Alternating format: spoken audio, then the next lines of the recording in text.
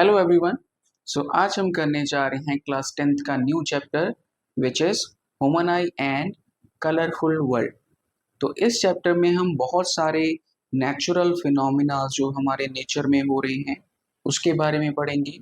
Of course human आई के बारे में पढ़ेंगे, उसका स्ट्रक्चर देखेंगे, कौन से डिसीज़ ह्यूमन आई में होते हैं, कैसे रेक्टिफिकेशन उनकी करते हैं, वो सारा कुछ देखेंगे। बिफोर दैट आपको कुछ बेसिक इंफॉर्मेशन होनी चाहिए रिगार्डिंग रिफ्लेक्शन एंड रिफ्रैक्शन। तो उसके लिए आपको प्रीवियस चैप्टर लाइट के बारे में कुछ ना कुछ पता होना चाहिए। अगर आपने नहीं पढ़ा वो चैप्टर तो प्लीज़ प्लेलिस्ट में जाइए और वहाँ पे उसकी वीडियोस अवेलेबल हैं, please go through it. Before starting this chapter आप अपना कॉपी एंड पेन साथ में रखिए, प्लीज़ साथ साथ नोट डाउन करिए।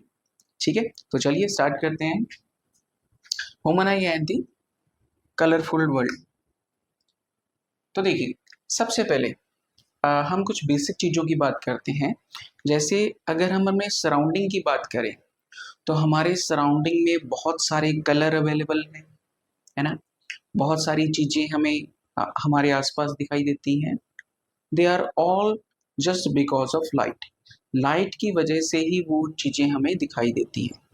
आप रात के समय अंधेरे में कभी उठते हो, आपको चीज़ें तो दिखाई देती हैं थोड़ी थोड़ी, ज़्यादा नहीं, लेकिन वो ब्लैक एंड वाइट फॉर्म में होती है ना। तो इसका क्या मतलब हुआ? इसका मतलब हुआ कि लाइट की वजह से ही वहाँ पे हमें कलर दिखाई देते हैं। रात के समय में लाइट नहीं थी तो हमें कलर नहीं दिखाई दी, और अगर बहुत ज़्यादा डार्क है तो वो जो ब्लैक एंड वाइट दिख रहा था वो भी नहीं दिखेगा। Is it? है ना। तो इसका मतलब लाइट ही इन ब्यूटीफुल फिनोमिनास के पीछे रिस्पॉन्सिबल है। ठीक है। और दूसरा कौन है चीजें देखने के लिए? Human eye. ठीक है, तो आई के बारे में सबसे पहले हम पढ़ेंगे, उसके बाद आगे कंटिन्यू करेंगे। ठीक है, तो चलिए सबसे पहले ह्यूमन आई की बात करते हैं। तो कुछ इस तरह की ह्यूमन आई हमें दिखाई देती है। ठीक है, इसका जो डायमीटर होता है इट इज अप्रोक्सीमेटली 2.4 सेंटीमीटर। कुछ बुक्स पे 2.3 सेंटीमीटर है एंड कुछ जगह पे 2.5 सेंटीमीटर है। ठीक है, तो आप अप्रोक्सीमेटली मान सकते हो कि 2.5 सेंटीमीटर के करीब इसका डायमीटर है। ठीक है, ओके। तो देखिए diameter of human I is about 2.4 centimetre. ठीक है, अच्छा, अब ह्यूमन आई में क्या क्या चीजें होती हैं आइए देखते हैं। तो सबसे पहली ये जो आउटर लेयर है ये वाली, ठीक है, ये वाली जो लेयर है, ठीक है, इस लेयर को हम क्या बोलते हैं? कॉर्निया। कॉर्निया होता क्या है देखिए जरा, हमारी आई में ऐसा एक बल्ज सा बना होता है। ठीक है, यहाँ पे देखिए आपको एक बल्ज नजर आ रहा होगा, इसी बल्ज को हम कहते हैं कॉर्निया। ठीक है, कॉर्निया होता क्या है? एक थिन मेम्ब्रेन होती है, ठीक है, बल्जिंग आउटवर्ड। ठीक है, बाहर की तरफ बल्ज बना होता है, उसको हम कहते हैं कॉर्निया। ठीक है, maximum refraction of light take place from cornea. तो जब भी लाइट एंटर करती है, जैसे फॉर एग्जांपल हमारे सामने कोई चीज पड़ी है, ठीक है, क्या बुक है यहाँ पे मेरे पास, तो लाइट गिर रही है बुक के ऊपर, उसके बाद यहाँ से जो रिफ्लेक्टेड लाइट है वो मेरी आई में जाएगी। ठीक है, तो आई में सबसे पहले कहाँ से पास करेगी? वो कॉर्निया से। कॉर्निया में क्या होगा? रिफ्रैक्शन होगी वहां पे। ठीक है, चलिए उसके बाद जो नेक्स्ट पार्ट आता है यहाँ पे वो होता है हमारा इरिस। अब ये इरिस क्या है देखिए जरा, हमारी ह्यूमन आई में आपने इस तरह का एक डार्क फ्लैशी, या हम बोले डायफ्राम देखा होगा आपने। ठीक है, उसी को बोलते हैं इरिस। ठीक है, it is behind cornea. Cornea देखो यहाँ पे कॉर्निया था, कॉर्निया के पीछे ये जो था ये क्या चीज है? ये है इरिस। ठीक है, तो इसको इरिस बोलते हैं। थर्ड नंबर पे आता है उसके बाद पीपल। अब पीपल क्या है देखिए जरा, ये था हमारा इरिस, तो इरिस के बीच में क्या होता है? पीपल होता है। ठीक है, तो people is opening of changing diameter at the centre of the iris. अब इसको पुतली भी बोलते हैं ना हिंदी में। तो यहाँ पे जो लाइट जाती है तो वो इरिस क्या करता, सॉरी पीपल क्या करता है, उसको रेगुलेट करता है, मतलब कितने अमाउंट की लाइट अंदर जाए कितनी ना जाए। तो इस हिसाब से इसका जो डायमीटर है वो चेंज हो जाता है। मतलब इसकी जो ओपनिंग है वो कम ज्यादा होती रहती है। ठीक है, चलिए उसके बाद देखिए इरिस की हम बात कर रहे थे अभी। ठीक है, तो इरिस के क्या क्या फंक्शन है। सबसे पहले रेगुलेट करता है कि कितने अमाउंट की लाइट आई में जानी चाहिए। ठीक है, कितने अमाउंट की लाइट आई में जानी चाहिए, फर्स्ट ऑफ ऑल ये हो गया। दूसरा, ये क्या करता है, कलर्स को इम्पार्ट करता है हमारी आई में। ठीक है, impart colour to the eye. ठीक है, ओके। अब जरा देखिए इरेस की बात कर रहे थे अभी, हमने बोला कि इरेस जो है वो ज्यादा ओपन हो जाता है और कभी कम ओपन हो जाता है ना, अकॉर्डिंग टू सिचुएशन। अब सिचुएशन को देखते हैं।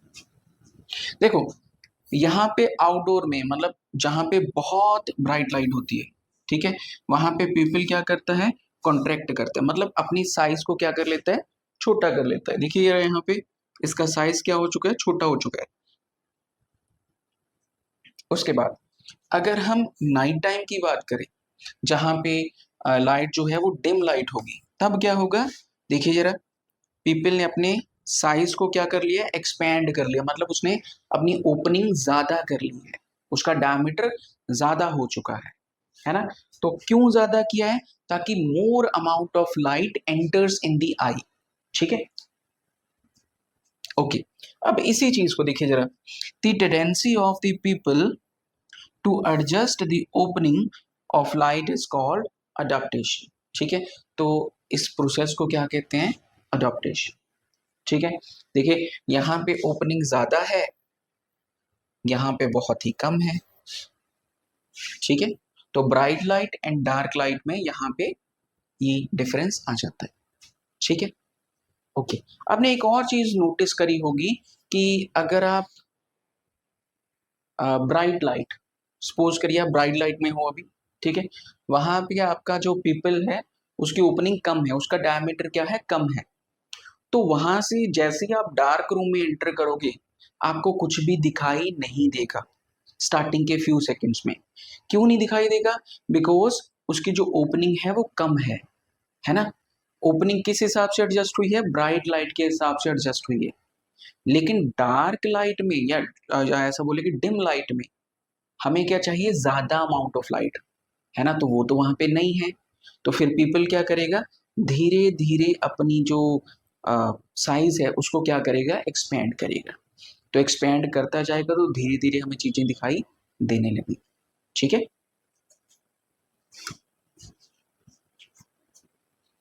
नेक्स्ट बात करते हैं। हमने कॉर्निया की बात कर ली, इरिस की बात कर ली, पीपल की बात कर ली। ठीक है, अब उसके बाद ये तीनों चीजें यहाँ पे थी, उसके बाद होता है हमारा आई लेंस। अब ये आई लेंस है कि एक ग्लास का नहीं बना होता, ये क्रिस्टलाइन लेंस होता है। ठीक है, जैसे हमने लेंसेज देखे हैं ग्लास के बने होते हैं, तो ये ग्लास का नहीं है, ये क्रिस्टलाइन लेंस है। मतलब इसकी जो फोकल लेंथ है वो चेंज की जा सकती है ना। इसका जो थिकनेस है उसको कम या ज्यादा किया जा सकता है। ठीक है, okay. Eye lens is a transparent double convex lens, मतलब कि डबल कन्वेक्स का मतलब क्या है, इस तरह का लेंस है। ठीक है, यहाँ पे इस तरह का। ओके, अब जरा देखिए, ये हो गया आई का हमारा फ्रंट पार्ट। यहाँ बैक साइड पे ए वाला पार्ट जो है, ठीक है, इसको हम क्या कहते हैं, रेटिना। अब रेटिना क्या होता है, जो भी हम देखते हैं हमारी आई में उसकी इमेज बनती होगी। हमने पढ़ा है ना लाइट वाले चैप्टर में, क्योंकि ऑब्जेक्ट रखा बीच में लेंस रखा फिर उसकी इमेज बनती है। तो बाहर जो देख रहे थे वो ऑब्जेक्ट, बीच में आ गया लेंस, अब इसकी कुछ इमेज बनेगी। वो इमेज कहाँ पे बनेगी, रेटिना पे बनेगी। ठीक है, इमेज कहाँ पे बनेगी, रेटिना के ऊपर बनेगी। ठीक है, तो रेटिना क्या होता है, screen on which image is formed in the I is called retina. ठीक है, रेटिना के ऊपर इमेज तो बनती है ना, लेकिन ये है क्या, क्या चीज है इसमें, तो इसमें कुछ सेंसिटिव सेल्स होते हैं। ठीक है, it is light sensitive screen made up of light sensitive sales. ठीक है, तो जब भी इन सेल्स के ऊपर लाइट गिरती है वो एक्टिवेट हो जाती है। ठीक है, जब भी इनके ऊपर लाइट गिरती है तो वो एक्टिवेट हो जाते हैं। अच्छा, अब देखिए जरा एक और चीज यहाँ पे, आई के ये जो लास्ट वाला पॉइंट है यहाँ पे, यहाँ पे कुछ नर्व्स बाहर निकली होती हैं, ठीक है। वो क्या करती हैं, वो नर्व्स ब्रेन को सिग्नल पहुंचाती है जो भी यहाँ पे हमने स्क्रीन पे ऑब्टेन किया, ठीक है। अगर हम रेटिना की बात करें तो अभी हमने बोला था कि रेटिना के अंदर लाइट सेंसिटिव सेल्स होते हैं, है ना। तो वो दो तरह के होते हैं, कौन कौन से, एक तो रॉड सेल और दूसरा कोन सेल, ठीक है। अच्छा देखिए, रॉड सेल क्या है। Rods are responsible for the adjusting our eye to different intensities of light, ठीक है। जो रॉड सेल्स होते हैं वो, जैसे अगर हमने कोई लो लाइट में कुछ देखना है तो लाइट कम है ना, तो रॉड सेल क्या करेंगे, अपनी इंटेंसिटी को एडजस्ट करेंगे, बढ़ाएंगे अपनी इंटेंसिटी को, सो दैट कि हम अंधेरे में भी कुछ ना कुछ देख सकें, ठीक है। दूसरा जो कोन सेल्स हैं, cones are responsible for the perception of the colour. अब जो कोन सेल हैं वो कलर प्रोडक्शन के लिए, कलर प्रोडक्शन कैसे, जो हम अपने सराउंडिंग में कलर देख रहे हैं, ठीक है, उनकी फॉर्मेशन के लिए ये हेल्प करते हैं। तो ऑब्वियसली जो कलर्स हैं वो हमें लाइट में ही दिखाई देंगे, because light consist of 7 colours. तो जितने भी कलर्स हैं वो कोन सेल्स की वजह से हमें दिखेंगे, ठीक है। और ये लो लाइट में देखने के लिए हमें हेल्प करेंगे, ठीक है। हाँ, लो लाइट में देखने के लिए हेल्प तो करेंगे, लेकिन वहां पे कलर फॉर्मेशन नहीं होगा। जैसे हम अंधेरे में उठते हैं, है ना, हम अंधेरे में हमें कुछ ना कुछ दिखाई देता है, धुंधला धुंधला सा, है ना, ब्लैक एंड व्हाइट फॉर्म में, लेकिन कलर दिखाई नहीं देते।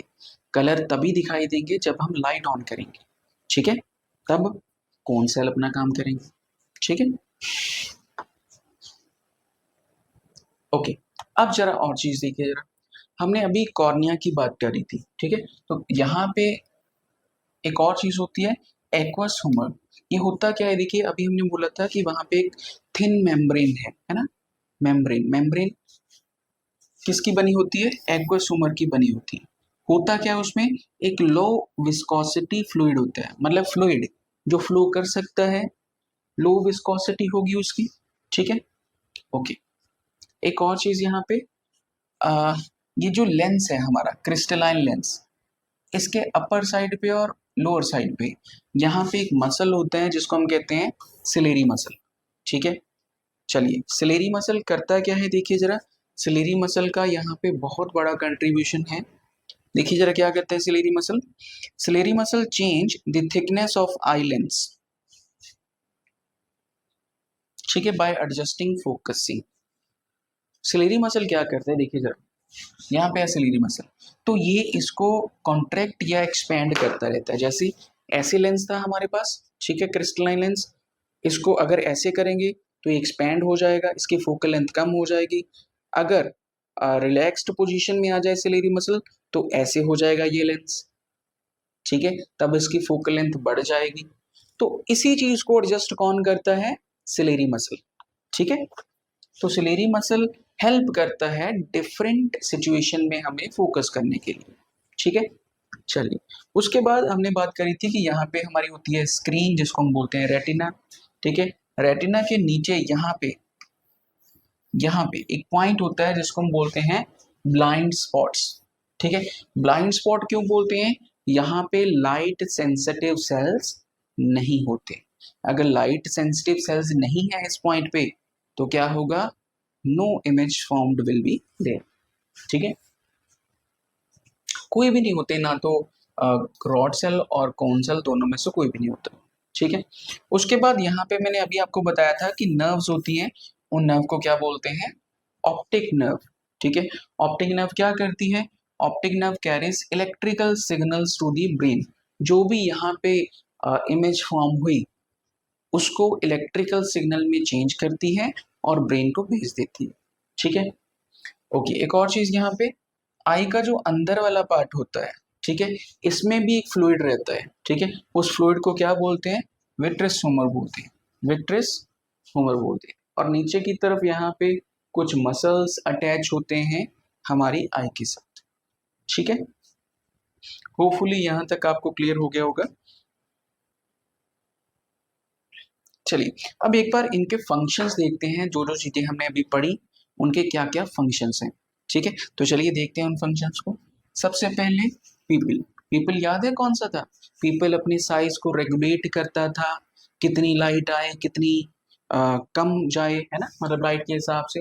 It regulate the amount of light entering in the eye. ठीक है, कितने अमाउंट की लाइट एंटर होनी चाहिए। उसके बाद ऑप्टिक नर्व। ऑप्टिक नर्व क्या करती है? जो रेटिना पे इमेज बनी उस इंफॉर्मेशन को ब्रेन तक पहुंचाती है। ठीक है, उसके बाद कॉर्निया। कॉर्निया क्या था? आई का बाहर वाला पार्ट, बल्ज वाला पार्ट। ठीक है, bulges outward, hence cause maximum refraction of light, ये भी हमने अभी पढ़ा था। उसके बाद कोन सेल्स। कोन सेल्स क्या करते हैं? कलर प्रेडिक्शन, है ना। कलर प्रेडिक्शन कैसे? वो लाइट में ही पॉसिबल है। ठीक है, conveys the colour to the image to the brain. ठीक है, उसके बाद इरिस। इरिस क्या था? Impart colour to the human eye. ठीक है, एक और चीज करता है, controls the amount of light enter in the eye. कितने अमाउंट की लाइट एंटर होनी चाहिए वो भी इरिस कंट्रोल करता है। उसके बाद आई लेंस। आई लेंस क्या करता है? लाइट रेज को कन्वर्ज करता है सो दैट वो फोकस हो सके कहाँ पे? रेटिना पे। ठीक है, और यहाँ पे एक बहुत खास चीज, ये जो लेंस है ये कैसी इमेज बनाता है? Real and inverted image. ठीक है, रियल एंड इन्वर्टेड इमेज मतलब आप किसी चीज को ऐसे देख रहे हो, ठीक है, और इसकी इमेज कैसे बनेगी? ऐसे इन्वर्टेड। ठीक है, फिर हमें वो सीधा कैसे दिखाई देता है? तो ऐसी जो इन्वर्टेड इमेज है वो ब्रेन तक जाती है, ब्रेन उसको अपने आप प्रोसेस करके सीधा कर देता है। ठीक है, उसके बाद आते हैं रॉड सेल्स। रॉड सेल्स क्या करते हैं? It convey the degree of brightness to the brain. ठीक है, चलिए तो ये था कुछ आई के बारे में हमने बेसिक सा पढ़ा। ठीक है, अब बात करते हैं पावर ऑफ अकोमोडेशन की। ठीक है, अब पावर ऑफ अकोमोडेशन क्या है देखिए जरा, अब ध्यान से देखिए। ये बाहर से कुछ रेज आ रही हैं हमारी आई की तरफ। ये कौन से मसल हैं? ये है सिलेरी मसल, है ना। ये एडजस्ट करते हैं किसको? लेंस को। अब जितनी भी लाइट रेज आ रही हैं ये लेंस क्या करेगा? क्रिस्टलाइन लेंस उनको कन्वर्ज करेगा एक जगह पे। ठीक है, उनको कन्वर्ज करेगा। तो इस पॉइंट पे फिर हमारी क्या बनेगी? इमेज बनेगी, यानी कि रेटिना के ऊपर, है ना। कैसी बनेगी? रियल बनेगी एंड इन्वर्टेड बनेगी। ओके, अब जरा देखिए पावर ऑफ अकोमोडेशन के बारे में। It is capacity of lens to change its focal length as per need is called power of accommodation. तो पावर ऑफ अकोमोडेशन क्या है? इट कैपेसिटी है, किसकी कैपेसिटी? आई लेंस की। कैसी कैपेसिटी? अपनी फोकल लेंथ को एडजस्ट करने की कैपेसिटी। ठीक है, बिकॉज हम चीजों को डिफरेंट डिफरेंट जगह से देखें तो हमें चीजें दिखाई देती हैं, हमें कोई भी फोकस नहीं करना पड़ता। वो फोकस कौन करता है? लेंस करता है। किसकी वजह से करता है? सिलेरी मसल की वजह से करता है। सिलेरी मसल उस हिसाब से फोकल लेंथ उसको प्रोवाइड करता है बाय एडजस्टिंग द लेंस। ठीक है, ओके। तो जब हमने फॉर ऑब्जेक्ट, ये काफी इंपॉर्टेंट है पावर ऑफ अकोमोडेशन, ऐसा भी बोल सकते हैं it is ability of eye lens to adjust its focal length with the help of ciliary muscle. ठीक है, फॉर ऑब्जेक्ट, फॉर ऑब्जेक्ट के अगर दूर वाले ऑब्जेक्ट हमने देखने हैं, ठीक है, तो क्या करना है होगा हमें? The lens of I become flat so that it's focal length will be increase. देखिए ऐसा लेंस था हमें हमारे पास, अगर ये जो सिलेरी मसल है ये रिलैक्स्ड फॉर्म में आ जाए, है ना, तो इसके ऊपर कोई भी प्रेशर जनरेट नहीं होगा लेंस के ऊपर, तो ये क्या हो जाएंगे? फ्लैट हो जाएंगे। फ्लैट होने से क्या होगा? इसकी फोकल लेंथ बढ़ जाएगी। अगर फोकल लेंथ बढ़ गई तो हम दूर तक देख सकते हैं। ठीक है,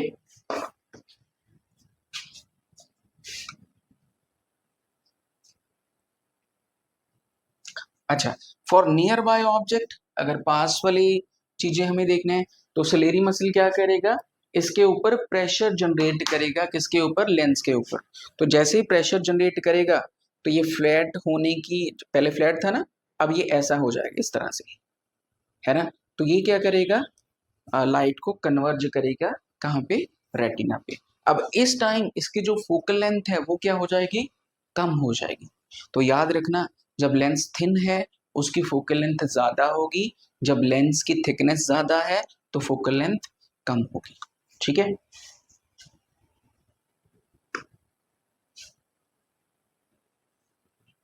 ओके, एक और चीज देखिए, हमने कभी नोटिस किया होगा कि हमेशा हमें बुक को पढ़ने के लिए 25 सेंटीमीटर दूर रखने के लिए बोलते हैं, मिनिमम, है ना, कि मिनिमम 25 सेंटीमीटर दूर से हमें बुक को पढ़ना होगा, है ना। अगर उसको पास में ले आए तो क्या हमें दिखाई देगा, हो भी सकता है, नहीं भी हो सकता है। अगर आपको ऐसा दिखाई दे रहा है तो कुछ टाइम बाद आपकी आईज में स्ट्रेन आना शुरू हो जाएगा, है ना। तो इसका मतलब क्या है, जो मिनिमम सेफ डिस्टेंस है फॉर रीडिंग, है ना, वो कितना है, 25 सेंटीमीटर। ठीक है, उसको क्या कहते हैं, नियर पॉइंट बोलते हैं।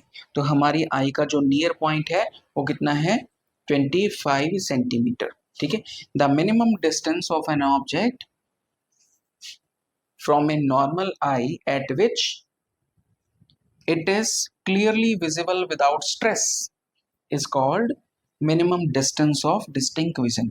ठीक है, तो ये ऐसा डिस्टेंस है जहां पे हम स्ट्रेस फ्री होके देख सकते हैं, चीजों को पढ़ सकते हैं। ठीक है, उसको क्या बोलते हैं, distance of minimum, sorry distance of, क्या बोलते हैं इसको, डिस्टेंस ऑफ डिस्टिंक्ट विजन। ठीक है,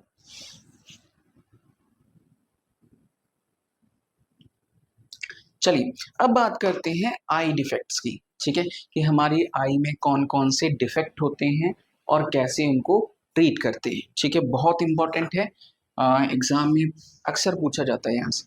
ठीक है, तो सबसे पहले अगर नॉर्मल आई की बात करें तो नॉर्मल आई में क्या होगा, यहाँ से रेज आएंगी बाहर वाले किसी ऑब्जेक्ट से रिफ्लेक्ट होने के बाद, है ना, और वो स्क्रीन पे यहाँ पे अपनी फोकस होंगी। ठीक है, और वहाँ पे जो सेंसिटिव सेल्स हैं वो इमेज को फॉर्म कर देंगे। ठीक है, ओके। लेकिन कई बार ऐसा नहीं हो पाता। ठीक है, तो हम डिफेक्ट्स की बात करते हैं तो मेजरली हमारे पास दो तरह के डिफेक्ट्स हैं, कौन कौन से, मायोपिया, हाइपरमेट्रोपिया, एक और होता है प्रेस बायोपिया, उसके बारे में भी अभी बात करेंगे। ठीक है, तो सबसे पहले मायोपिया की बात करते हैं। मायोपिया को हम नियर साइटेडनेस भी बोलते हैं। ठीक है, मतलब कि पास की चीजें इजीली दिखाई देती हैं लेकिन दूर की नहीं देती। ठीक है, मायोपिया में क्या होता है कि पास की चीजें बड़े आराम से दिखाई देती हैं लेकिन दूर की नहीं देती। ठीक है,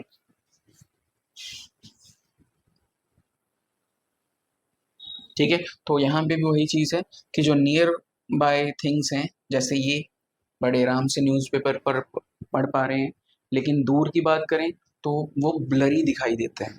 ठीक है, तो ये नॉर्मल आई का कुछ बना हुआ है डायग्राम। ठीक है, कि जहाँ पे एक बॉय खड़ा है तो यहाँ से रेज जा रही हैं, लेंस से पास हुई, इन्वर्टेड इमेज बन गई। अब ये इन्वर्टेड इमेज ऑप्टिक नर्व के थ्रू कहाँ जाएगी, ब्रेन में, और ब्रेन इसको सीधा करके प्रोसेस कर देगा। ठीक है, अब मायोपिया में क्या होता है कि ऐसा नहीं हो पाता, जो इमेज है या जो फोकस है वो फोकस रेटिना पे नहीं होता। ठीक है, वो कहाँ पे होता है, देखिए जरा, यहाँ पे पर्सन खड़ा है। ठीक है, उसकी उसे रेज जा रही है वहां से। ठीक है, तो रेज जो है वो पहले ही इस पॉइंट पे क्या हो चुकी है, फोकस्ड हो चुकी है। ठीक है, समझिए जरा मतलब को, देखिए ये जैसे हमारे पास ह्यूमन आई थी। ठीक है, यहाँ से बल्ज भी है, चलो यहाँ पे लेंस है हमारे पास। ठीक है, रेटिना के ऊपर यहाँ पे इमेज बननी चाहिए। ठीक है, तो इस केस में क्या होता है कि जो रेज जा रही हैं वो कन्वर्ज पहले ही हो जाती है। ठीक है, तो स्क्रीन से पहले ही कन्वर्ज हो जाती है। ठीक है, अगर स्क्रीन पे से पहले ही कन्वर्ज हो जाएंगी तो इमेज तो बनेगी नहीं लाइट सेंसिटिव सेल्स के ऊपर, मतलब रेटिना के ऊपर। तो इस तरह से ये डिफेक्ट फॉर्म होता है। ठीक है, उसका रीजन क्या है देखिए जरा। दिस डिफेक्ट में arises due to elongation of eyeball. Elongation of eyeball का मतलब क्या है, जैसे ये ह्यूमन आई थी हमारे पास, ठीक है, ये ह्यूमन आई थी, इसका एक्सियल कुछ डायमीटर था। अगर ये एक्सियल डायमीटर बढ़ जाए, देखिए यहां से रेज आ रही थी, ठीक है, ये रेज कन्वर्ज हो रही थी इस पॉइंट पे, अगर ये एक्सियल डिस्टेंस बढ़ जाए तो फिर जो हमारा आई बॉल है वो कुछ ऐसा दिखाई देगा, है ना। लेंस तो वही है, इमेज कन्वर्ज करेंगी वो इस पॉइंट पे, है ना। पहले स्क्रीन यहाँ पे थी इस पॉइंट पे, अब ये शिफ्ट हो चुकी है उस वहां पे। तो लेंस का क्या कसूर, लेंस तो अपना काम ठीक से कर रहा है ना। तो आई बॉल की एलोंगेशन की वजह से इमेज पहले फॉर्म हो जाती है, होनी चाहिए थी यहाँ पे, लेकिन ये जो एक्सियल डिस्टेंस है ये बढ़ चुका है, उसकी वजह से इमेज पहले ही फॉर्म हो चुकी है। ठीक है, तो इस तरह का जो डिफेक्ट है उसको हम क्या करते हैं, कहते हैं मायोपिया। ठीक है, अब देखिए जरा, the light raise from the distance object arriving at eye lens, it get converge eight a point front of retina. Retina से पहले ही लाइट फोकस हो जाती है, रेटिना के ऊपर नहीं गिरती लाइट, है ना। फोकस्ड लाइट रेटिना के ऊपर नहीं गिरती, दैट्स वाई मायोपिया डिसीज हो जाता है। ठीक है, चलिए अब इसकी करेक्शन कैसे करनी है। देखिए हमारे पास सिचुएशन क्या है, हमारे पास सिचुएशन है ये वाली कि पहले ऑब्जेक्ट सॉरी जो हमारी लाइट रेज है वो यहाँ इस पॉइंट पे कन्वर्ज होनी चाहिए थी।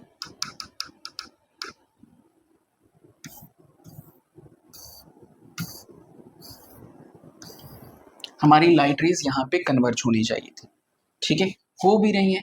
ये वाला डिस्टेंस है एक्सियल डिस्टेंस किसका, आई बॉल का, वो बढ़ जाए, अगर यहाँ पे ऐसे बढ़ जाए, है ना, तो रेटिना यहाँ से शिफ्ट हो गया यहाँ पे, तो इमेज तो यहीं पे बननी चाहिए, लेकिन रेटिना आगे शिफ्ट हो गया, दैट्स वाई इस तरह का डिसीज फॉर्म होता है। तो अब हमें क्या करना होगा कि लेंस जो बना रहा था, इमेज बना रहा था यहाँ पे फोकस करके, तो इस फोकस्ड रेज को हमें यहाँ से शिफ्ट करना होगा इस पॉइंट पे, है ना। अब जो आई बॉल का एक्सियल डिस्टेंस बढ़ गया उसका तो कुछ कर नहीं सकते, लेंस को मॉडिफाई कर सकते हैं, वो भी इंटरनली नहीं, एक्सटर्नली, है ना। तो एक्सटर्नली हम क्या करते हैं, यहाँ पे एक डाइवर्जिंग लेंस लगा देते हैं। डाइवर्जिंग लेंस मतलब कि कनकेव लेंस। तो ये क्या करता है, यहाँ पे हमने लगा दिया डाइवर्जिंग लेंस, वो क्या करेगा, इन रेज को आगे वाले पॉइंट पे ही फोकस करेगा। ठीक है, तो यहाँ से रेज जा रही है, ठीक है, तो यहाँ से रेज जा रही है, वो कन्वर्ज हो रही है, सॉरी डाइवर्ज हो रही है, डाइवर्ज होने के बाद थोड़ा सा ऊपर आई, फिर बाद में क्या होएगा, कन्वर्ज होगी और रेटिना के ऊपर ही फोकस्ड रहेगी। ठीक है, तो this defect can be corrected by using concave, मतलब diverging lens of appropriate focal length. ठीक है, चलिए इन सभी को जरा समझते हैं, मायोपिया में हमने क्या क्या अभी पढ़ा। ठीक है, तो सबसे पहले मायोपिया क्या है, नियर साइटेडनेस। ठीक है, इसमें क्या होता है, नियर बाय जो ऑब्जेक्ट होते हैं वो क्लियरली दिखते हैं, और जो फॉर ऑब्जेक्ट हैं वो अनक्लियर होते हैं, मतलब कि धुंधले से होते हैं। ठीक है, उसके बाद the light rays from the distance object get converged at a point in the front of retina। देखिए यहाँ पे बननी चाहिए थी इमेज, ये डिस्टेंस बढ़ गया ऐसे, ये देखिए यहाँ पे, और जो रेज फोकस हो रही थी वो इस पॉइंट पे होगी। अब रेटिना हमारा यहाँ पे था, ठीक है, तो अब ये डिसीज फॉर्म हो गया, मतलब ये नॉर्मल आई, ये मायोपिक आई। अब उसकी करेक्शन कैसे करनी है, करेक्शन के लिए हमने कौन सा लेंस लेंगे, यहाँ पे कनकेव लेंस लेंगे। वो क्या करेगा, पहले रेज को कन्वर्ज करेगा, उसके बाद क्रिस्टलाइन लेंस की हेल्प से कन्वर्ज करेगा। फिर वो रेटिना के ऊपर ही इमेज बनाएगी। ठीक है। अच्छा, ये डिफेक्ट हुआ किस वजह से? तो फर्स्ट ऑफ ऑल इसका रीजन है एलोंगेशन ऑफ आई बॉल। ठीक है, वो मैंने आपको बता दिया है कि एक्सियल डिस्टेंस बढ़ जाए। दूसरा क्या है? Excessive curvature of cornea and eye lens. Cornea कहाँ पे होता था? यहाँ पे। इसका कर्वेचर बढ़ जाए या आई लेंस का कर्वेचर बढ़ जाए, ठीक है, तब भी ये डिसीज फॉर्म हो जाते हैं। अब कर्वेचर क्या है, उसके लिए आपको प्रीवियस चैप्टर पढ़ना होगा, वहां पे हमने डिटेल में पढ़ा था कॉर्निया की सॉरी कर्वेचर के बारे में। ठीक है। एक और चीज यहाँ पे ये जो पावर है किसकी, ये जो हमने कन्वर्जिंग लेंस यूज किया है उसकी जो पावर है वो क्या होती है? नेगेटिव होती है। हमने ऑलरेडी पढ़ रखा है पिछले चैप्टर में कि कनकेव मिरर के लिए जो पावर होती है वो नेगेटिव होती है, कन्वेक्स के लिए पॉजिटिव होती है। ठीक है, कन्वेक्स के लिए पॉजिटिव होती है। चलिए उसके बाद बात करते हैं हम हाइपरमेट्रोपिया की। हाइपरमेट्रोपिया क्या है?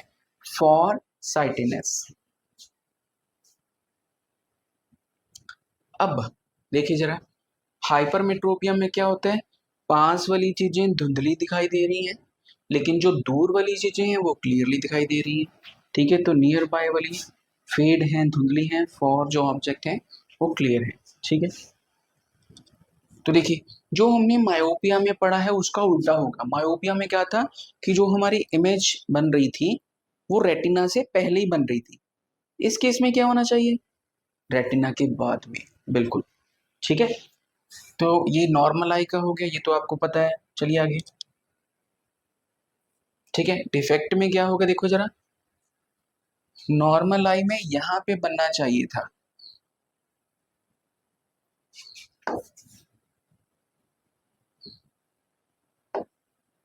ठीक है, देखिए जरा, दिस डिफेक्ट में arise due to shortening of eyeball. अब आई बॉल का साइज छोटा हो गया है ना, आई बॉल का साइज छोटा हो गया, मतलब ये आई बॉल था पहले। ठीक है, तो रेस यहां से आ रही थी और इस जगह पे कन्वर्ज हो रही थी ऐसे। ठीक है, अब अगर आई बॉल का साइज छोटा हो जाए, ठीक है, आई बॉल का साइज ये हो गया है ना, तो अब क्या होगा? ये फोकस्ड तो यहाँ पे हो रही है लेकिन रेटिना इस साइड पे शिफ्ट हो गया। क्यों? आई बॉल का डिस्टेंस कम हो गया, या हम बोलें कि उसका डायमीटर कम हो गया है ना। तो अब क्या बन रहा है? जो इमेज बन रही है वो रेटिना के दूसरी तरफ यहाँ पे बन रही है।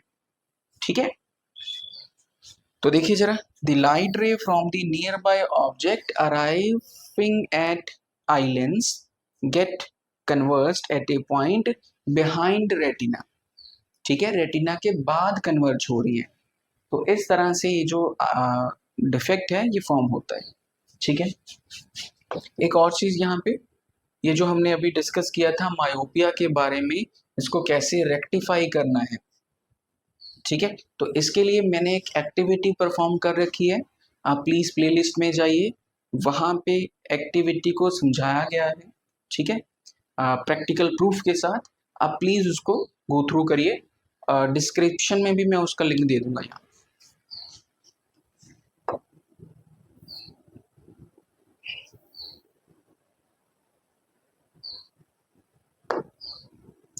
चलिए अब इसकी करेक्शन कैसे करनी है ना। हमारी जो इमेज है यहाँ पे बन रही थी, हमें उसको शिफ्ट करना है यहाँ पे। तो क्या करेंगे? हम यूज करेंगे एक लेंस। कौन सा लेंस? कन्वर्जिंग लेंस, मतलब कि कनकेव लेंस। तो हम यहाँ पे कनकेव लेंस यूज करेंगे। पहले वो रेज को कन्वर्ज करेगा, उसके बाद फिर से कन्वर्ज करेगा कहाँ पे? स्क्रीन के ऊपर, so that A sharp image can be obtain. ठीक है, तो this defect can be corrected using convex यानी कि converging lens for of appropriate focal length. ठीक है, चलिए इसका सारा कंप्लीट अब देखते हैं जरा। तो हाइपरमेट्रोपिया क्या है? सबसे पहले कि पास की चीजें क्लियरली दिखाई ना देना, दूर की चीजें दिखाई देना। ठीक है, यहाँ पे फॉर, चलो फॉर अवे ऑब्जेक्ट, जो फॉर अवे ऑब्जेक्ट हैं वो क्लियरली दिखाई दे रहे हैं, जो नियर बाय ऑब्जेक्ट हैं वो अनक्लियर हैं, मतलब धुंधले से हैं। ठीक है, तो देखिए the light rays coming from the nearby object arriving at the eye lens get converged at a point behind retina. देखिए यहाँ पे बन रही थी रेटिना, यहाँ पे रह गया, यहाँ पे फोकस्ड हो रही थी। हमने क्या करना है, इसको यहाँ से यहाँ पे शिफ्ट करना है। दैट्स वाई हमने यहाँ बाहर एक्सटर्नली एक और लेंस यूज किया, कन्वेक्स लेंस। ठीक है, ये वाला जो डिफेक्ट है ये क्यों फॉर्म होता है, देखिए जरा, बहुत इंपॉर्टेंट है ये चीज। Eyeball get flattened, flattened मतलब देखिए जरा, आई बॉल ऐसी होती है, ठीक है, अगर यहाँ पे स्क्रीन होती है, अगर ये वाला पार्ट यहाँ से फ्लैट हो जाए कुछ इस तरह से, ठीक है, यहाँ से फ्लैट हो जाए ऐसे, ठीक है, तो स्क्रीन यहाँ से यहाँ शिफ्ट होगी और रेज तो हमारी वहीं पे जाएंगी इस पॉइंट पे ही। ठीक है, तो इस वजह से हो जाता है। दूसरा क्या है, the curvature of cornea and the eye lens decreases, cornea of eye lens and जो कॉर्निया था वो अगर डिक्रीज हुए तब भी ये होता है। ठीक है, करेक्ट कैसे करना है, कन्वेक्स लेंस की हेल्प से। ठीक है, कन्वेक्स लेंस की पावर क्या होती है, पॉजिटिव होती है। ठीक है,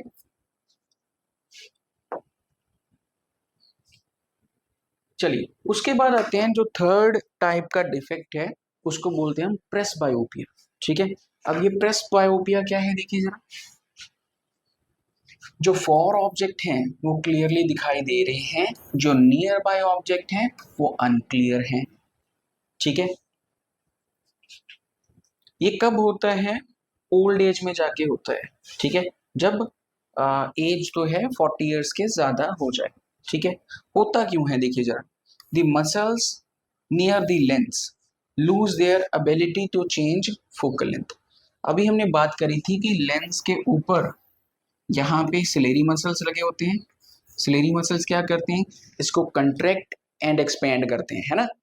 तो अगर उनकी जो एबिलिटी है, एबिलिटी मतलब कि फोकल लेंथ को एडजस्ट करने से बाय अप्लाइंग प्रेशर, वो एबिलिटी खत्म हो जाए तो लेंस को एडजस्ट ही नहीं कर पाते और ना ही उसकी फोकल लेंथ एडजस्ट होती है।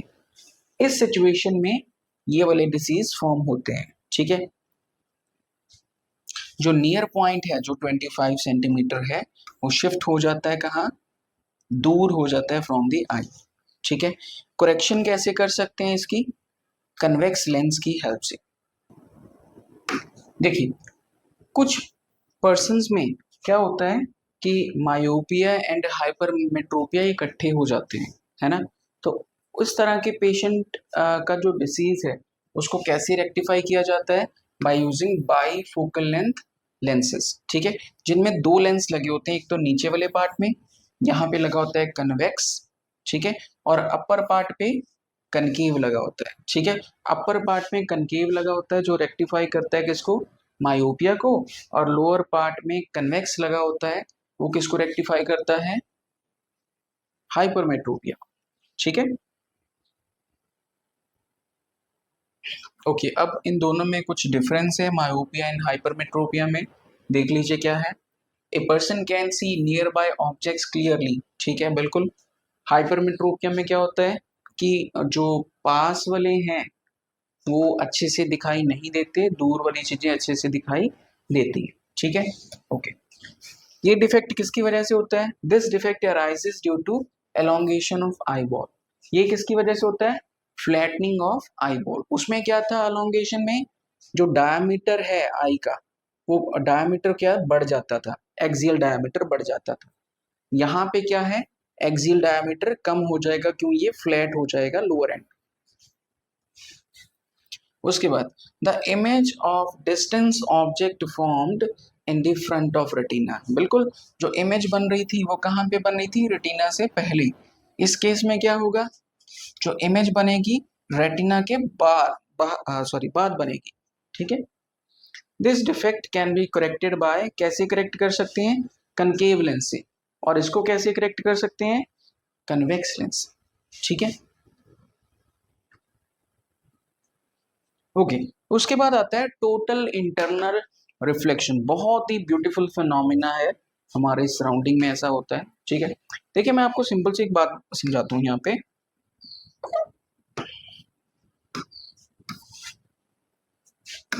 आपने दो तरह के फिनोमिना अभी पढ़े हैं पिछले चैप्टर में, एक रिफ्लेक्शन और दूसरा रिफ्रैक्शन। आपने दो तरह के फिनोमिनास पढ़े हैं, एक रिफ्लेक्शन और दूसरा रिफ्रैक्शन। ठीक है, रिफ्लेक्शन में क्या होता था, देखो जरा, रिफ्लेक्शन में होता था कि आपके पास एक पॉलिश्ड सरफेस है, ठीक है, तो ऊपर से लाइट आती थी, यहां से बेंड होके उसी मीडियम में वापस चली जाती थी। ठीक है, bending back of light in same medium when it strikes with polished और ग्लॉसी सरफेस। रिफ्रैक्शन में क्या होता था कि लाइट एक मीडियम से दूसरे मीडियम में जाती थी और यहाँ पे अपना जो पाथ है वो चेंज कर लेती थी। ठीक है, अगर रेयर से डेंजर की तरफ आए तो बेंड हो जाती थी टुवर्ड्स नॉर्मल, अगर डेंजर से रेयर की तरफ जाए तो बेंड अवे फ्रॉम नॉर्मल। ठीक है, ये पढ़ रखा है। क्या कभी आपने ऐसा सुना है कि लाइट एक मीडियम से दूसरे मीडियम में जाने की कोशिश कर रही है लेकिन वो उसी मीडियम में वापस आ रही है ना? तो उसी को हम कहते हैं टोटल इंटरनल रिफ्लेक्शन। ठीक है, चलिए समझते हैं इसको जरा। अब देखिए ध्यान से समझना इसको जरा। चलिए मैं इसको थोड़ा सा और अच्छे से समझा देता हूँ आपको।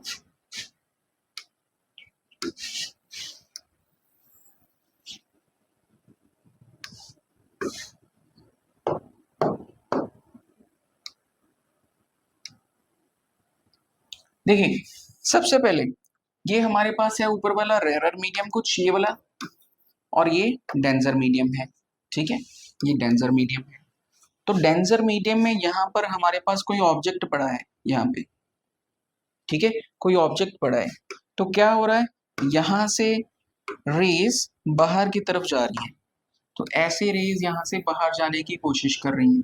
ठीक है, तो सबसे पहले यहाँ पे क्या ड्रॉ करना होगा, हमें नॉर्मल ड्रॉ करना होगा। ये नॉर्मल हो गया। ठीक है, अच्छा अब ये जो रे ऑफ लाइट है ये कहाँ से कहाँ जा रही है, डेंजर से रेयर मीडियम, तो ये किस तरफ बेंड होनी चाहिए, अवे फ्रॉम नॉर्मल, तो ये नॉर्मल से दूर चली जाएगी कुछ इस तरह से रे। ठीक है, ये एंगल हो गया हमारा आई, और ये इसके साथ जो बनेगा एंगल वो भी एंगल क्या होगा, आई ही होगा। आपने मैथ्स में पढ़ रखा है इस तरह के एंगल्स के बारे में। ठीक है, चलिए अगर मैं एंगल को थोड़ा सा और बढ़ाता हूँ, ठीक है, मतलब यहां से रेज आए कुछ इस तरह से। ठीक है, मैं फिर से यहाँ पे एक नॉर्मल ड्रॉ कर देता हूँ। ठीक है, अब ये जो रे है बेंड हो जाएगी अवे फ्रॉम नॉर्मल। ठीक है, इसी तरह का एक और केस कंसीडर करते हैं। यहाँ पे रे जाए, यहाँ पे नॉर्मल ड्रॉ कर दिया मैंने। ठीक है, अब और ज्यादा बेंड हो जाएगी light.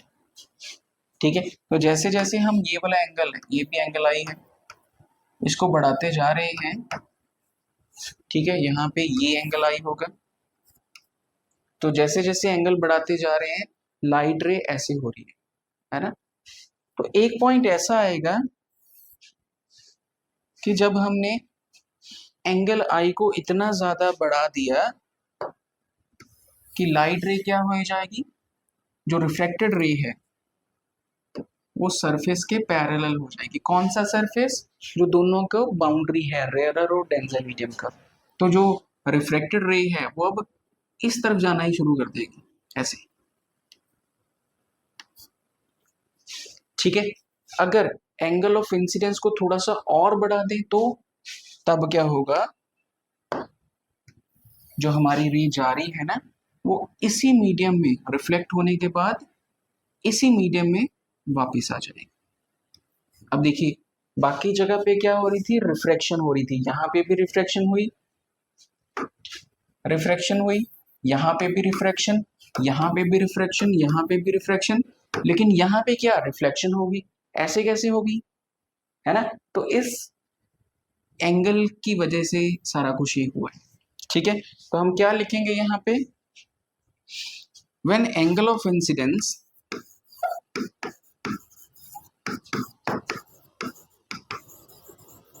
When angle of incidence is greater than critical angle, तब जो लाइट है वो डेंजर से रेयर जाने की कोशिश करती है, लेकिन डेंजर में वापस रिफ्लेक्ट हो जाती है। ठीक है।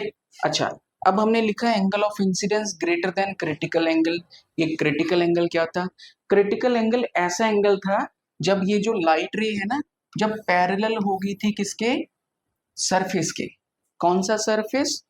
दोनों मीडियम्स का सरफेस। ठीक है, या बाउंड्री बोल सकते हैं, दोनों मीडियम की बाउंड्री। ठीक है। अच्छा, अब इसी चीज को आप समझो जरा यहाँ पे।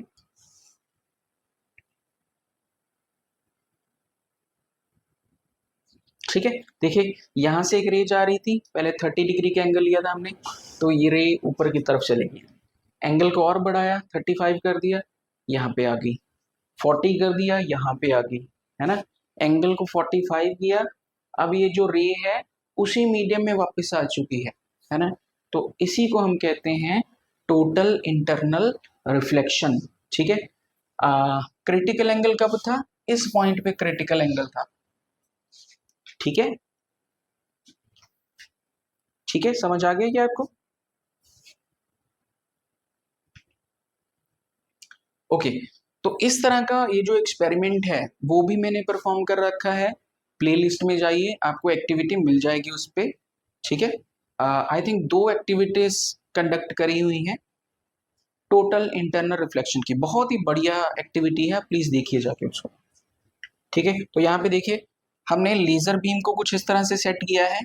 ठीक है, कि वो क्या कर रही है, पानी के अंदर ही रिफ्लेक्ट हुई जा रही है, बाहर नहीं निकल रही, अंदर ही रिफ्लेक्ट हो रही है, बार बार हो रही है।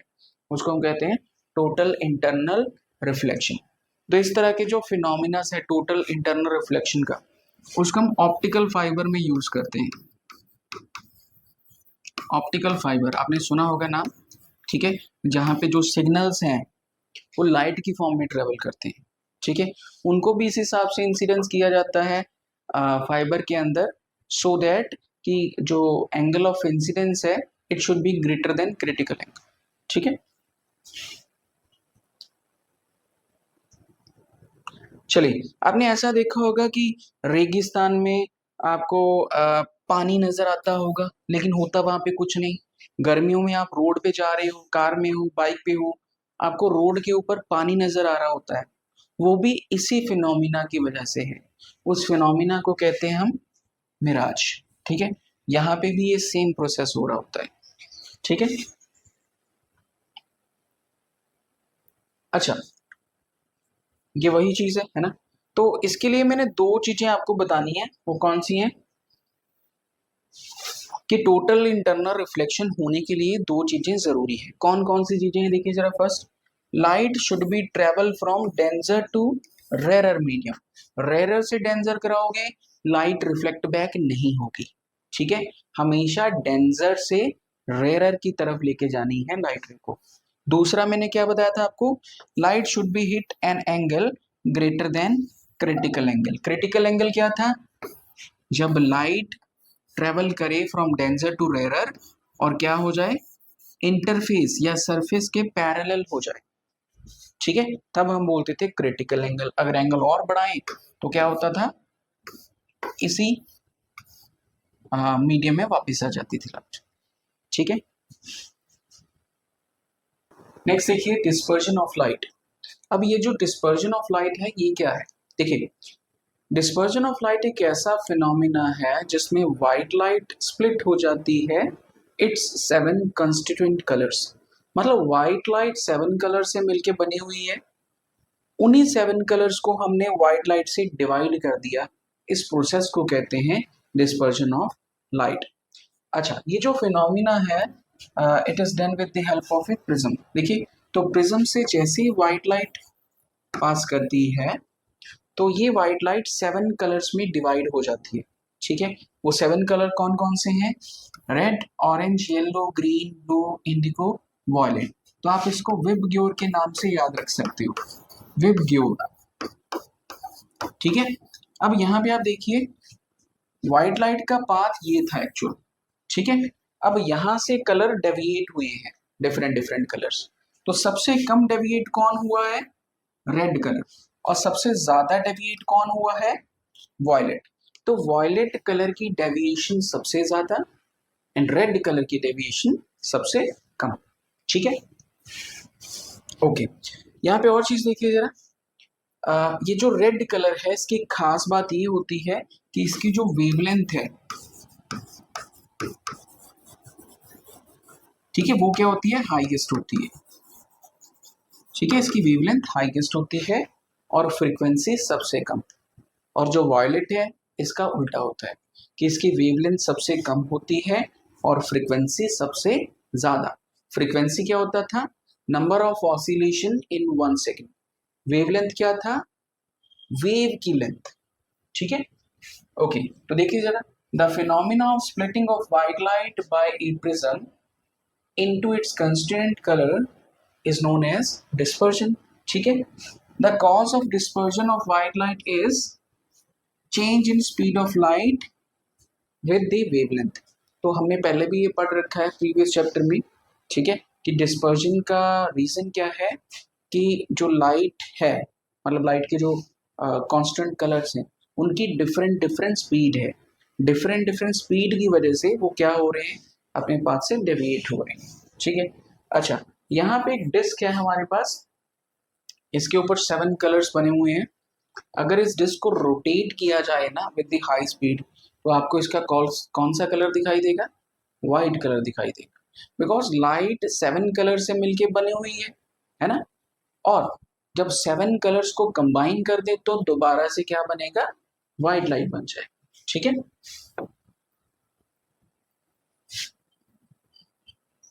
नेक्स्ट देखिए, अच्छा वही बात, रिकॉम्बिनेशन ऑफ व्हाइट लाइट। हमने व्हाइट लाइट को स्प्लिट कर दिया 7 कलर्स में, क्या अब उन 7 कलर को दोबारा व्हाइट लाइट में कन्वर्ट किया जा सकता है?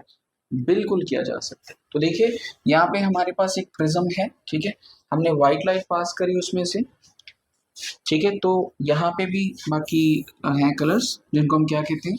स्पेक्ट्रम कहते हैं। देखिए ये जो व्हाइट लाइट का कंस्टिट्यूएंट कलर डिवाइड हुए थे ये वाले, इनको क्या कहते हैं? हम स्पेक्ट्रम कहते हैं। ठीक है,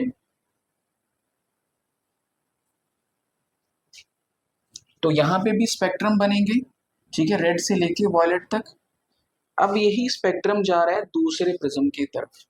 देखिए एक प्रिज्म ऐसे था, यहाँ से डिवाइड हुए 7 कलर्स, दूसरा प्रिज्म हमने यहाँ पे रख दिया, ये कलर जैसे अंदर जाएंगे ये मिलके क्या बना देंगे? White light. ठीक है, तो इस तरह से हमने क्या किया कि जो 7 कलर्स थे उनको दोबारा से रिकम्बाइन करके व्हाइट लाइट बना दी। ठीक है, नेक्स्ट देखिए रेनबो फॉर्मेशन। अब ये जो रेनबो फॉर्म होता है ना, ये भी डिस्पर्जन की वजह से ही है ना। डिस्पर्जन में क्या होता है? देखो जरा, हमें चाहिए व्हाइट लाइट जो कि हमें सन से मिलती है ना। और यहाँ पे बारिश के बाद जो रेन ड्रॉप्स होते हैं they act as a prism. ठीक है, तो उनकी हेल्प से हम क्या बनाते हैं? हम नहीं बनाते, नेचर बनाती है। क्या बनाती है? रेनबो बनाती है। The rainbow is an arc of 7 colour visible in the sky which produced by dispersion of sunlight by raining raindrops in the atmosphere। ठीक है, चलिए देखते हैं कैसे बनता है। देखो ये हमारे पास एक रेन ड्रॉप है सबसे पहले। ठीक है, बारिश हो चुकी है, बारिश होने के बाद कुछ रेन ड्रॉप्स एटमॉस्फेयर में रह गई हैं, तो यहाँ से सनलाइट चमकेगी। ठीक है, सबसे पहले यहाँ पे क्या होगी? रिफ्रैक्शन होगी, तो यहाँ पे रिफ्रैक्शन होगी। जैसे ही रिफ्रैक्शन हुई, रिफ्रैक्शन के बाद यहाँ पे होगी क्या? डिस्पर्शन। डिस्पर्शन में क्या होता है? White light split into 7 colours, तो यहाँ पे 7 कलर्स में डिवाइड होगी। आपको ऊपर रेड दिख रहा है, नीचे वॉयलेट दिख रहा है, होगी डन। यहाँ पे लाइट क्या होगा? यहाँ पे होगा टोटल इंटरनल रिफ्लेक्शन। कब होता है? When angle of incidence is greater than critical angle.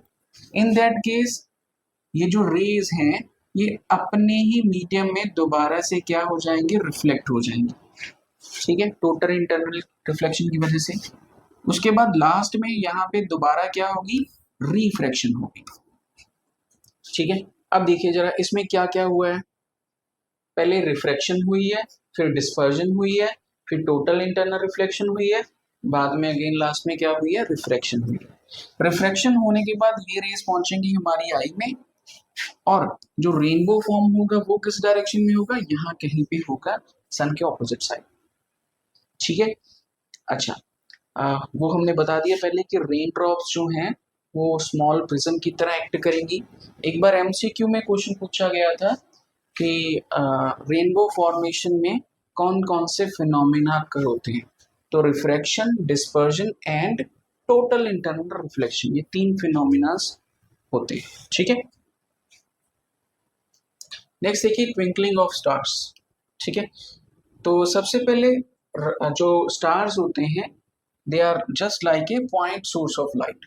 देखिए जो स्टार्स होते हैं वो अर्थ से बहुत दूर होते हैं, है ना, बहुत दूर होते हैं, तो उनको लाइट ईयर्स में मेजर करते हैं। लाइट ईयर्स क्या है, distance travel by light in 1 year. एक ईयर में लाइट ने कितना डिस्टेंस ट्रेवल किया उसको कहते हैं लाइट ईयर।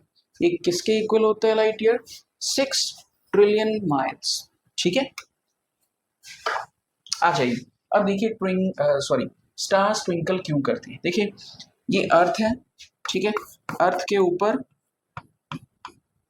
एटमॉस्फेयर है हमारा। एटमॉस्फेयर में क्या है, बहुत सारी गैसेस हैं।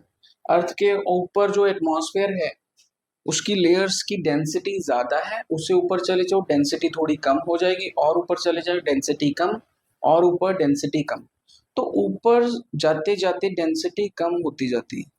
या आप ऐसा बोल सकते हो कि ऊपर से नीचे की तरफ आते आते जो रिफ्रैक्टिव इंडेक्स है वो इंक्रीज करता जाता है ना। तो यहाँ पे रिफ्रैक्टिव इंडेक्स कम है, थोड़ा ज्यादा, थोड़ा ज्यादा, थोड़ा ज्यादा, ऐसे करते करते नीचे सबसे ज्यादा है। ठीक है, अच्छा अब देखिए जरा ये स्टार की पोजीशन है, ध्यान से समझना।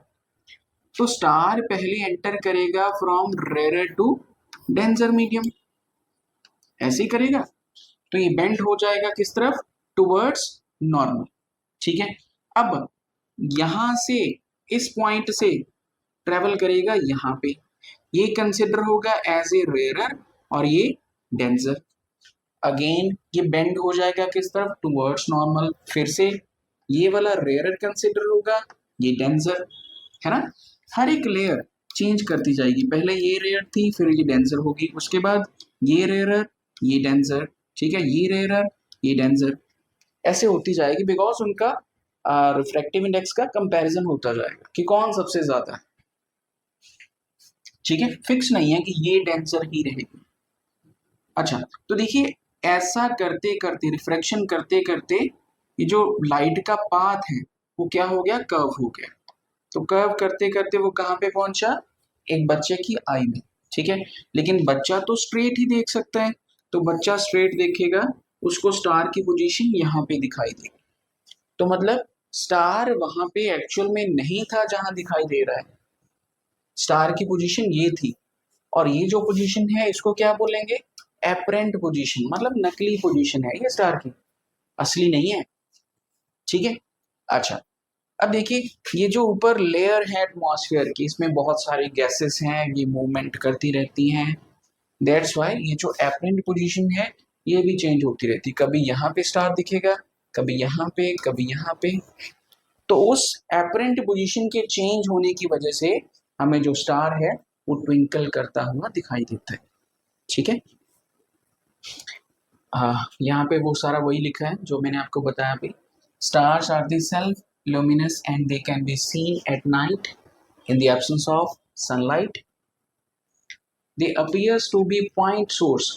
क्यों point source, क्यों, क्योंकि बहुत दूर हैं। ठीक है, they sorry, the apparent position of star keeps changing a bit। ठीक है, एटमॉस्फेयर की मोशन की वजह से, एयर की डेंसिटी की वजह से और टेम्परेचर की वजह से। ठीक है, जिसकी वजह से हमें क्या होता है, the refractive index of air keeps changing continuously, because of this change position and the brightness of star keep changing and stars appears to be twinkle. ठीक है, नेक्स्ट देखिए,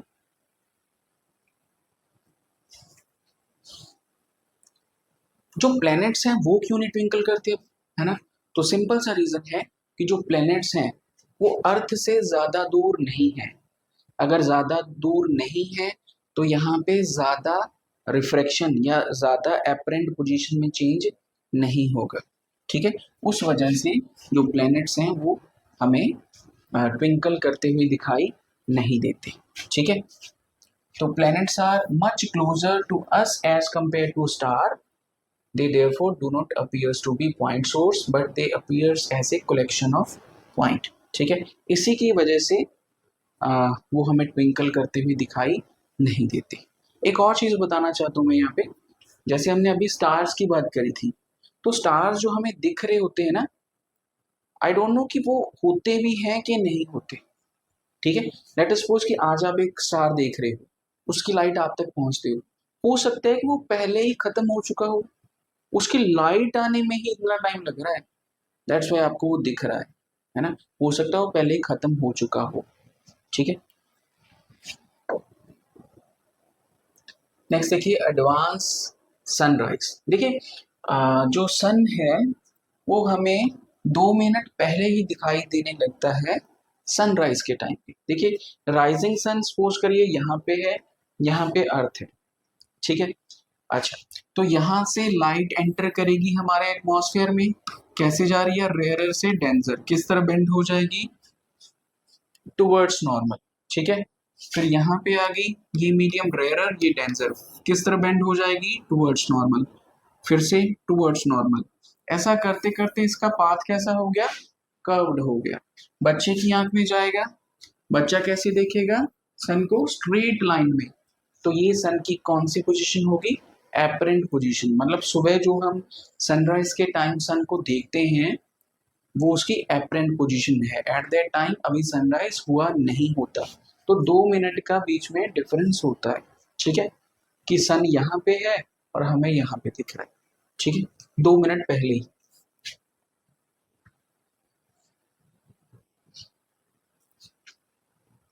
अब डिलेड सनसेट, डिलेड सनसेट में भी यही देखिए जरा, यहाँ पे सन है जो सेटिंग हो रहा है ना?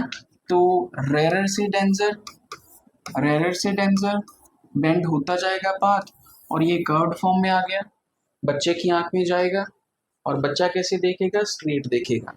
मतलब सनसेट हो चुका होता है ना? तब भी हमें सन दिखाई देता रहता है 2 मिनट के लिए, उसको बोलते हैं डिलेड सनसेट। ठीक है, होपफुली क्लियर होगा। चलिए, उसके बाद हमें बात करनी है स्कैटरिंग ऑफ लाइट की। स्कैटरिंग का मतलब क्या है, फैलना, स्कैटर्ड होना। ठीक है, तो इसके लिए एक फिनोमिना रिस्पॉन्सिबल है। सबसे पहले देखते हैं रेगुलर रिफ्लेक्शन। ठीक है, रेगुलर रिफ्लेक्शन पता है आपको, जहां पे हर एक पॉइंट पे एंगल आई किसके इक्वल होगा, एंगल आर के। इररेगुलर रिफ्लेक्शंस में क्या होगा, angle of incidence angle of reflection के इक्वल नहीं होगा। ठीक है, चलिए अब देखिए जरा, तो हमारा अर्थ के एटमॉस्फेयर है ना, जो वो एकदम कंटिन्यूस लेयर में नहीं है, वो इरेगुलर है ना? तो दैट्स वाई यहाँ पे जो रिफ्लेक्शंस होंगी वो क्या होंगी, इरेगुलर रिफ्लेक्शंस होंगी। ठीक है, तो स्कैटरिंग क्या है देखिए जरा, scattering is the process of absorption and reemission of light energy, absorption and reemission of light energy. चलिए, स्कैटरिंग में कौन कौन से फैक्टर इन्वॉल्व होते हैं। सबसे पहले वेवलेंथ, वेवलेंथ क्या है, लेंथ ऑफ वेव, मतलब एक क्रेस्ट एक ट्रफ, इन दोनों को मिलाओ, ये होगी हमारी वेवलेंथ। ठीक है, तो वेवलेंथ एक तो रिस्पॉन्सिबल है, रेड कलर की वेवलेंथ सबसे ज्यादा होती है और वॉयलेट की सबसे कम। फ्रीक्वेंसी की बात करें, रेड कलर की फ्रीक्वेंसी सबसे कम, वॉयलेट की सबसे ज्यादा। साइज ऑफ पार्टिकल भी रिस्पॉन्सिबल है फॉर स्कैटरिंग के लिए, जो स्मॉल पार्टिकल होंगे उनसे स्कैटरिंग कम होगी, बड़े पार्टिकल से बड़ी स्कैटरिंग। ठीक है, अच्छा एक और चीज, violet colour scattered near by 16 times than red, है ना? अगर रेड कलर इतना स्कैटर कर रहा है तो इसका 16 टाइम्स वॉयलेट कलर क्या करेगा, स्कैटर्ड करेगा।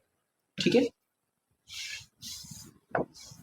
अब स्कैटरिंग के ऊपर भी बहुत सारे फिनोमिना बेस्ड हैं, ठीक है। जैसे ब्लू कलर ऑफ स्काई,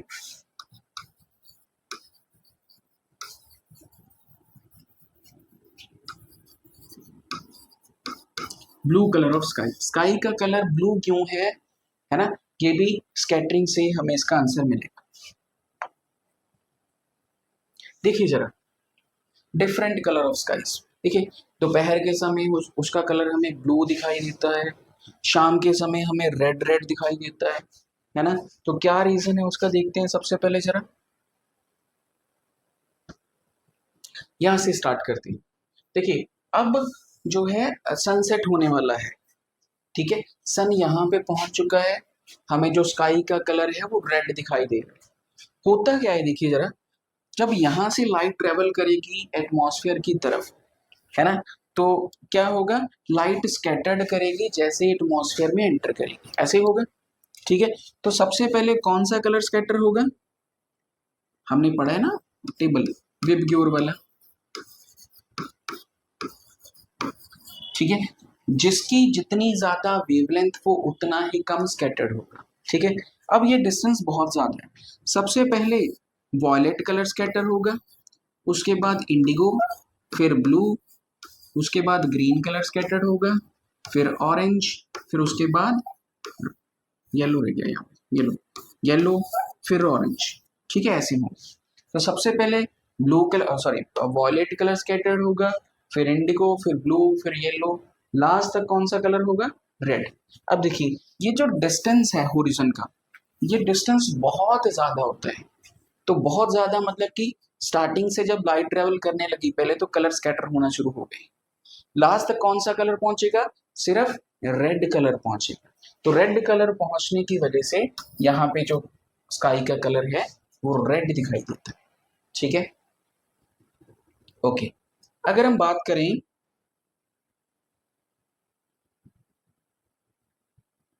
दोपहर के टाइम, है ना, दोपहर के टाइम, हाँ दोपहर के टाइम बात करते हैं, दोपहर के टाइम सन यहाँ पे होता है हमारा, ठीक है, सन यहाँ पे, तो यहाँ से जो लाइट आ रही होती है सन की, वो हमें कैसी दिखाई देती है, व्हाइट लाइट देती है ना।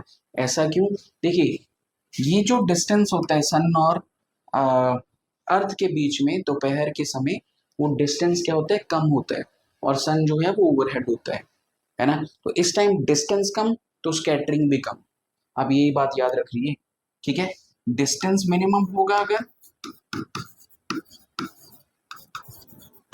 ठीक है, तो स्कैटरिंग भी मिनिमम होगी, ठीक है, रेस ट्रेवल लीस्ट डिस्टेंस, ठीक है। तो हमें सन का कलर क्या दिखाई देगा, वाइट दिखाई देगा।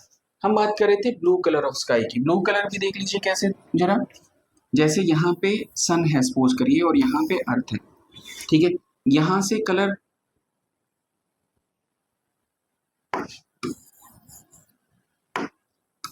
यहाँ पे सपोज करिए सन है और ये अर्थ है हमारी, ठीक है, तो यहाँ से लाइट ट्रेवल करेगी जैसे ही, सबसे पहले कौन सा कलर स्कैटर्ड होगा, वॉयलेट, उसके बाद इंडिगो, फिर ब्लू, ऐसे ही चलता जाएगा आगे की तरफ।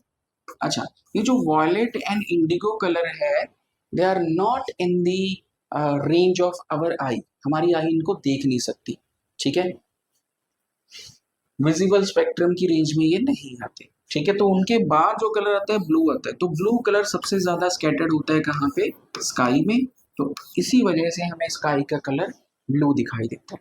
यहाँ पे सिर्फ जो कंसेप्ट है ना वो डिस्टेंस का है, जितना डिस्टेंस कम उतनी स्कैटरिंग कम, जितना डिस्टेंस ज्यादा उतनी स्कैटरिंग ज्यादा, ठीक है। ज्यादा अगर डिस्टेंस है बहुत ज्यादा तो फिर ऑब्वियसली रेड कलर ही स्कैटर्ड होगा वहां पे, अगर शॉर्ट डिस्टेंस है तो वहां पे कौन स्कैटर करेगा, ब्लू कलर, ठीक है।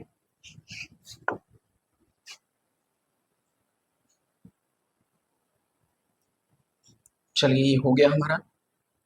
नेक्स्ट देखिए colour of sky in space, ठीक है, स्काई का कलर स्पेस में हमें ब्लैक क्यों दिखाई देता है, ठीक है, देखिए स्काई स्पेस में कोई भी एटमॉस्फेयर नहीं होता, इसकी वजह से वहां पे कोई भी स्कैटरिंग नहीं होती, स्कैटरिंग ना होने की वजह से कोई कलर भी नहीं होता वहां, है ना। कलर दिखते ही स्कैटरिंग की वजह से है।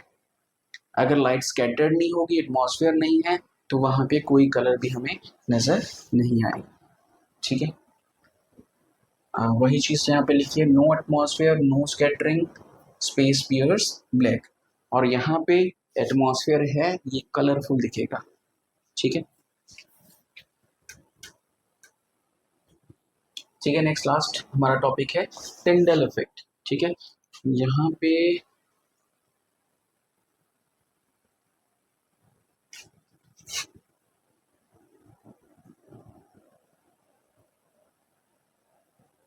ठीक है, टिंडल इफेक्ट। देखिए टिंडल इफेक्ट क्या है, सिंपल वर्ड्स में, अगर एक डार्क रूम है, डार्क रूम में एक होल है, होल में से लाइट एंटर करे और उस लाइट में आपको डस्ट पार्टिकल दिखाई दे, उसी को कहते हैं टिंडल इफेक्ट। इस तरह की एक्टिविटी आपने 9th क्लास में कर रखी है। वहाँ पे कोलाइडल सोल्यूशन था जिसके बीच में से हमने टॉर्च लाइट को पास करवाया था और कोलाइडल सोल्यूशन के पार्टिकल विजिबल थे वहाँ पे। ठीक है, तो यहाँ पे भी कुछ ऐसे एक्सपेरिमेंट है। ठीक है, the phenomena of scattering of light by colloidal particles, ठीक है, उसको क्या कहते हैं, टिंडल इफेक्ट कहते हैं। यहाँ पे हमारे पास लाइट का एक सोर्स है, ठीक है, और यहाँ पे हमने एक कोलाइडल सोल्यूशन रखा है सल्फ्यूरिक एसिड एंड सोडियम थायोसल्फाइड का। ठीक है, उसके बाद यहाँ पे एक कार्डबोर्ड रख दिया जिसमें एक होल है। ठीक है, एक होल है, तो लाइट यहाँ से कुछ ब्लॉक हो गई। ठीक है, यहाँ पे जो स्कैटर्ड कर रही थी होगी, बाकी लाइट आगे जाएगी, कन्वेक्स लाइन उनको कन्वर्ज करेगा और यहाँ पे कुछ लाइट का पॉइंट बन जाएगा। ठीक है, अब होगा क्या, देखो यहाँ पे सोर्स का लाइट सोर्स थी हमारे पास। ठीक है, तो सबसे कम जो स्कैटर सॉरी सबसे ये जो डिस्टेंस है ये कम था ना, तो कौन सा कलर यहाँ पे स्कैटर्ड करेगा, वॉयलेट, इंडिगो एंड ब्लू, यही आते हैं ना, वॉयलेट, इंडिगो, ब्लू कलर यहाँ पे स्कैटर्ड करेंगे। तो इस वजह से ये जो सोल्यूशन है इसका कलर हमें कौन सा दिखाई देगा, ब्लू। इंडिगो वॉयलेट दिखेगा नहीं because they are in not in the visible range. बाकी जो कलर बचे वो दूर तक ट्रेवल करेंगे और वहां पे कौन सा कलर हमें दिखाई देगा, रेड स्पॉट दिखाई देगा, दैट इंडिकेट कि रेड कलर ज्यादा दूर तक ट्रेवल कर सकता है विदाउट स्कैटरिंग। इसी वजह से जो डेंजर सिग्नल्स होते हैं they are made up of red colour. ठीक है, ताकि दूर से ही रेड कलर हमें दिख जाए। ठीक है, तो इसी के साथ हमारा जो चैप्टर है यहीं पे खत्म होता है। ठीक है, आप प्लीज इसको अच्छी तरह से इसके नोट्स बना लीजिए। जो भी आपको डाउट लगे इस चैप्टर में मुझे कमेंट सेक्शन में लिखिए। ठीक है, मैं ज़रूर आपकी हेल्प करूँगा उनको ठीक करने के लिए। ठीक है, थैंक यू।